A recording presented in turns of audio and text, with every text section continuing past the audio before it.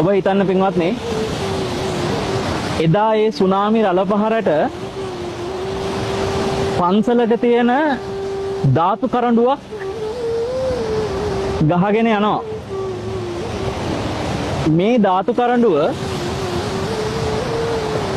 මේ මහා රළ පහර ගහගෙන ගිහිල්ලා කොහොමද පින්වත්නි ආපහු ඒ පන්සලටම ලැබුණොත් එහෙම ඒක ඔබට හිතෙයි විශ්වාස කරන්න අමාරුයි කියලා.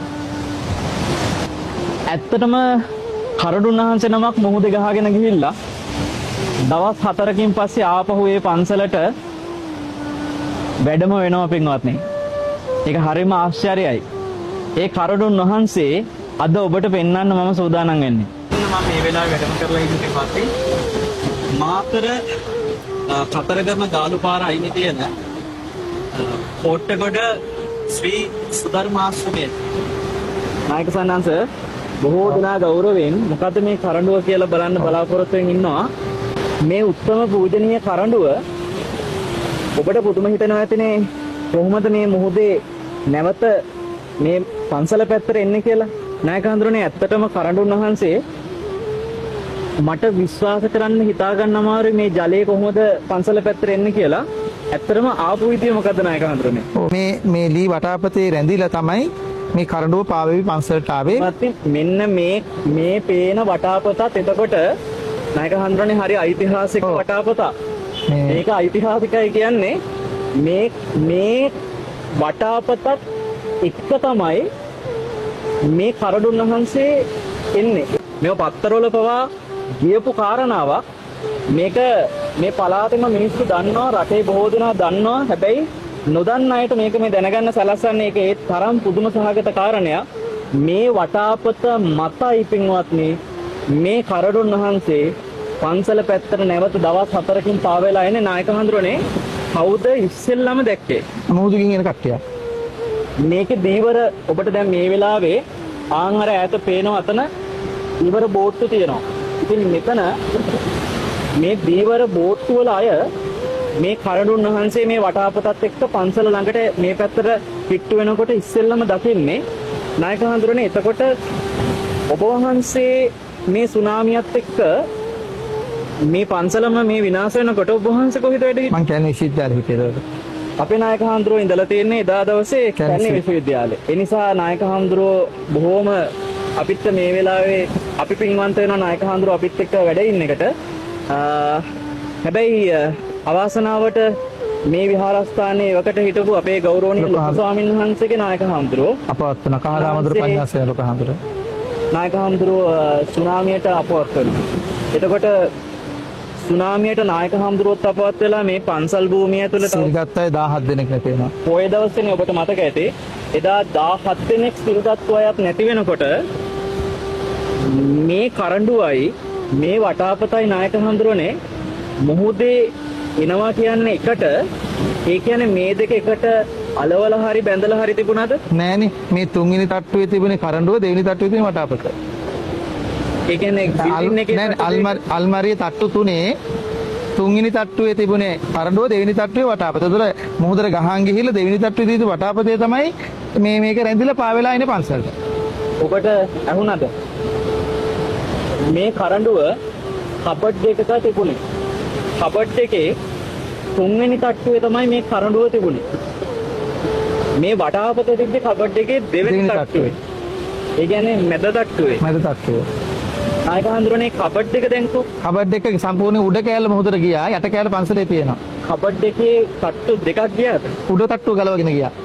එතකොට මේ කබඩ් එකේ තට්ටු දෙකක වෙනම තිබිච්ච දෙකක් තමයි මේ වටාපත සහ මේ කරඬුව. ඔබ නිකන් හිතන්න මේ මහා ජල පහරට මේව ඔක්කොම කැරකිලා විසි වෙලා ඔබ දැක්ක කෝච්චි පවා පෙරලිලා ඇඹරිලා යන හැටි, රේල් පාරවල් ඇඹරිලා යන හැටි.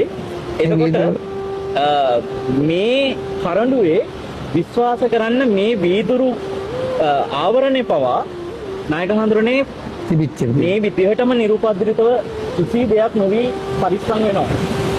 එතකොට නායක හඳුරෝ මට කිව්වා අදටත් දැන් අවුරුදු 20ක් තිරුණා. අදටත් නායක හඳුරෝ මේ කරඬුව විවෘත කරලා නැහැ. මං හරිනේ නේද කවුරු? මේක ඇතුලේ තියෙන සඳුන් කරඬුවක්. මේක ඇතුලේ තියෙන මේ සඳුන් කරඬුව ඒ වගේම මේ වීදුරු ආවරණය මේ සියල්ලම මේ විදිහට මට පුදුමේ හරියටම ගානට මෙන්න මේ ස්පොන්ජ් එකත් එක්ක අපිට මේ වෙලාවේ මේ දෙක ඔබට පේනවා මේ වෙන් වෙනවා මේ විදිහට මේ වටාපතක ඒ කියන්නේ කබඩ් එකේ දෙවෙනි තට්ටුවේ තිබුණ වටාපත මත තුන්වෙනි තට්ටුවේ තිබුණ කරඬුව මේ සාගරයේදී කොහොමද හරියටම වටාපත මතට කරඬුව වැඳිලා දවස් 4කින් පස්සේ පන්සල පැත්තට එන්නේ. ඔබ නිකන් හිතලා බලන්න ආශ්චර්යයි.